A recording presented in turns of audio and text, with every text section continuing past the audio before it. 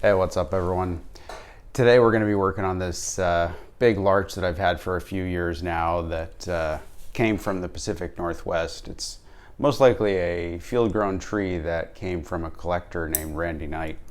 And in the last couple of years it had some health problems, so we are going to take a look at the health problems, do a trim, and discuss how to get this tree back on track.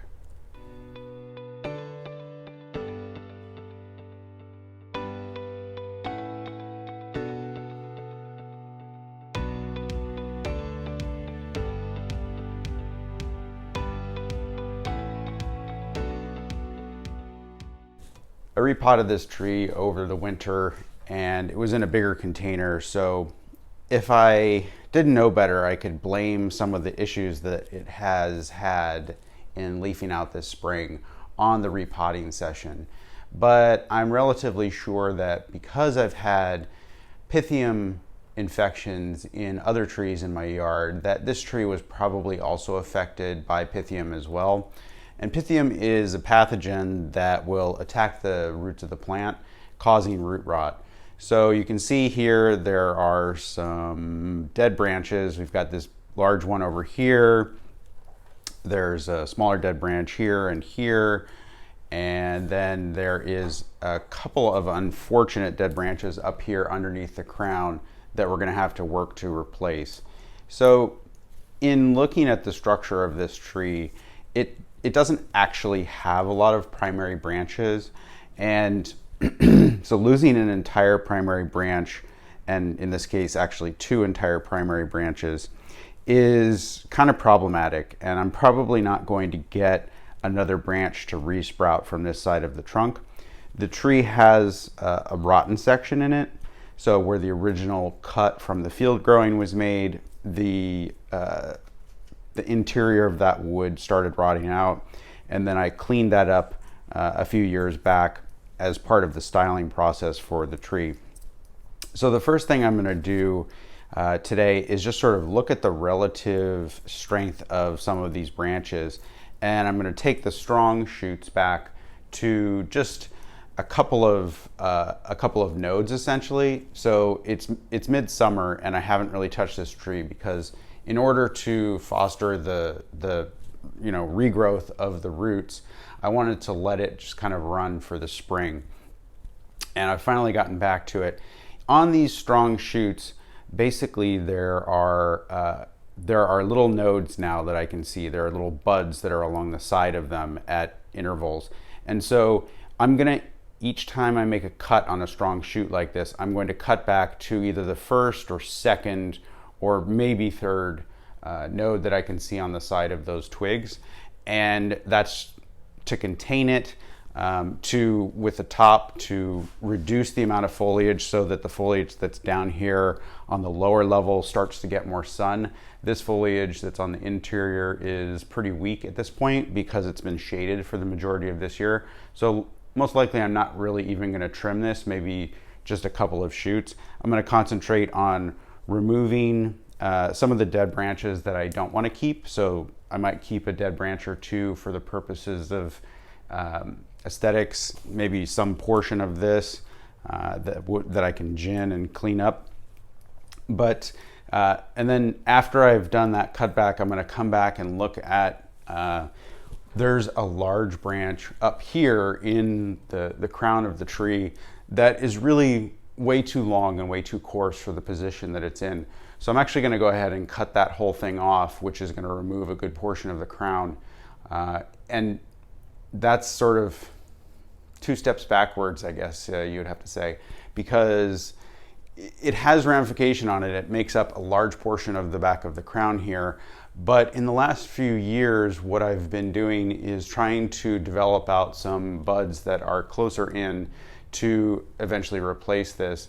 And unfortunately, as I've kept this, because it's on the top, it is shading out some of the better branching that's right below it. And it's also, because it's on the top and taking up the whole back half of the crown, it's also discouraging those smaller shoots from taking off and really becoming good branches.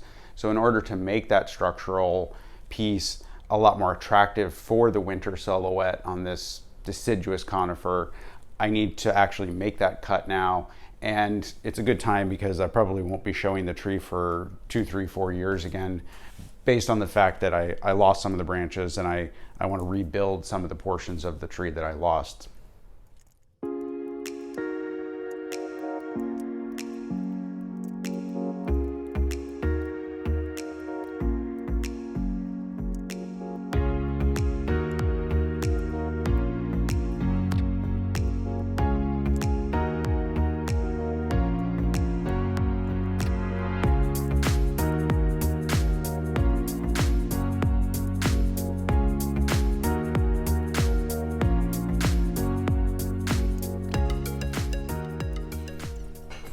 All right, so I have gone through and eliminated most of the just flat out dead branches, and my next step actually is going to be to work on cutting back the crown. So I want to analyze the structure that I have up here, and I want to cut back to just in the strong parts a couple of nodes. I don't want to just hammer on this tree, even though larches can be really strong, and obviously this tree is showing really good signs of growth this year after the repotting and treatment that I gave it. I still want to be a little bit cautious, and so I'm gonna cut all of this back, but I'm not gonna cut it back to remove all of the new growth, for example. I'm not gonna cut it back to maybe in a few cases, but in most cases just one node. I'm gonna leave a couple of nodes for the tree to grow back from, and hopefully that will help increase the fine ramification in the crown, and at the same time just sort of allow more light down into the lower area of the interior of this tree. All right, so as I look at these shoots, they have nice strong buds on them. This one in particular has a couple of close buds, one right here at the base, and then one just not even a little bit more than 1/4 of an inch out, and a third one 1/4 of an inch past that. So I'm going to cut behind the third one and just take off that entire shoot. And there's kind of two types of growth up here. You'll see that there are some buds that haven't really elongated at all, and then there are buds that have elongated. So these guys do have buds forming in the center of just that whorl of needles, and I would expect that as the tree's vigor increases and after this cutback, that we might see some of those elongating, but I'm just going to wait and see based on the fact that the tree is not 100%.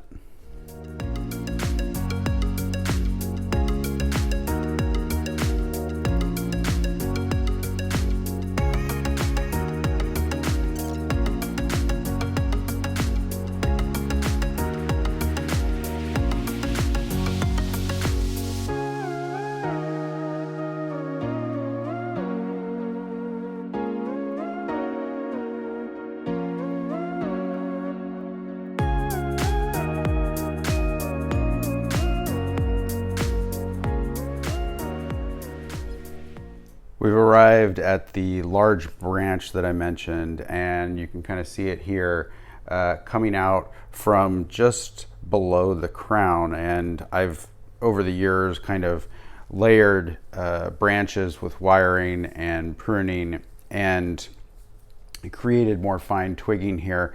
And I actually, almost thinking that it was coming from this portion, almost cut off this long shoot, which is actually going to be part of the replacement.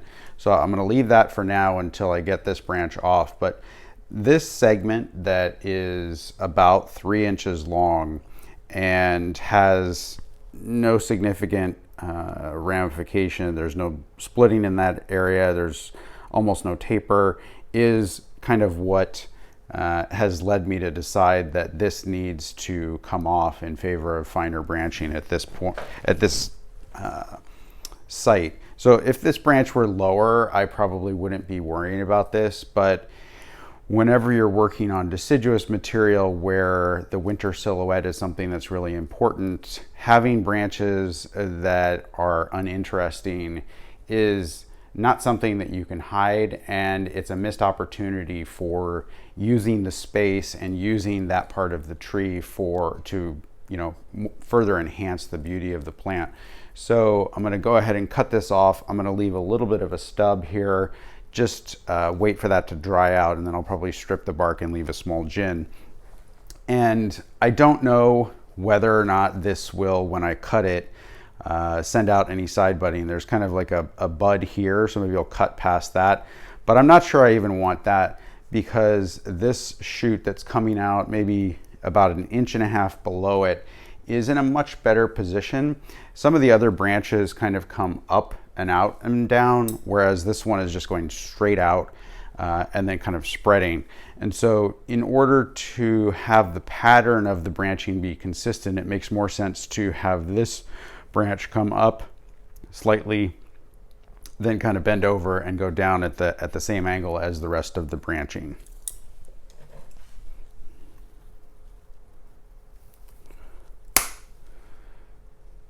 Lots of wire, pretty big branch. And as you can see, that leaves a lot of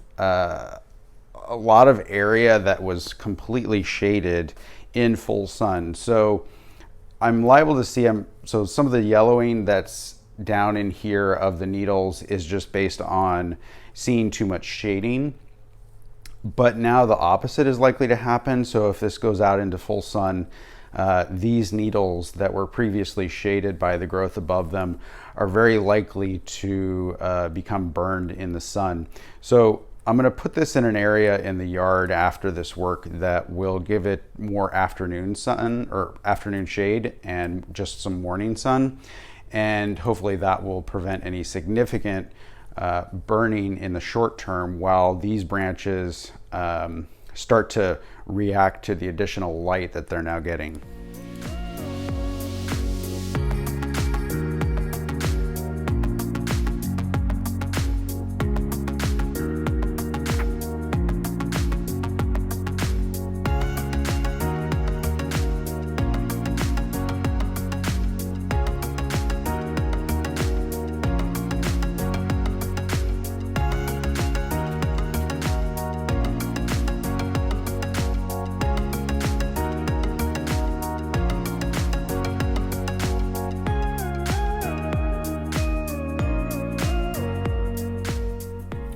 Now, in looking at the lowest branch on the right side of this tree, I've got some nice shoots here, and I also had a lot of dieback. In fact, I cut off probably more branching from this main branch than from any other part of the tree.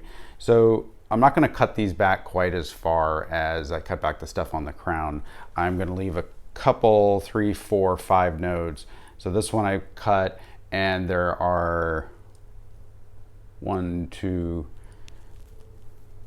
3, 4, like 4 buds on the shoot, as well as additional dormant buds at the base of the shoot.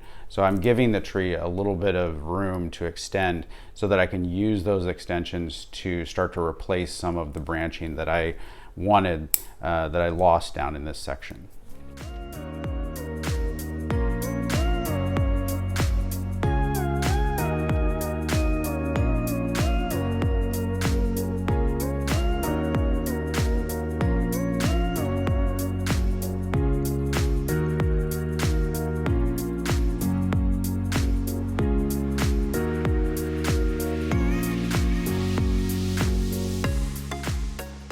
All right, well, that's it for today. As you can see, I've got this kind of looking a little bit more like a bonsai again, and I'm gonna set it back outside to grow. And I haven't actually done much of a styling here. This was mostly just a trim to get the long shoots under control and take off that large branch that I discussed.